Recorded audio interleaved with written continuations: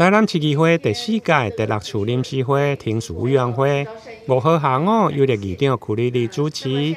听事委员包括蔡耀辉、李中琴、吴玉环和邱兆胜来出席。在市府方面，这是由副市长叶铁山带领各局处的主管议会，会中确定临时会议事日程表的草案，将对8月13到8月2日在明治议事厅来召开。会中并针对凯美风台对着台南的影响，要求市府做专案报告。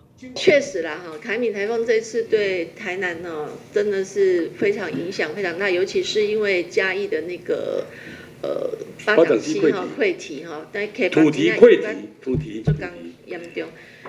那8月19日星期一上午的议程，我们也是凯米台风的专案报告，这样好不好？好，那因为麻烦保留给我们五个工作天的2委员会，这样子才够。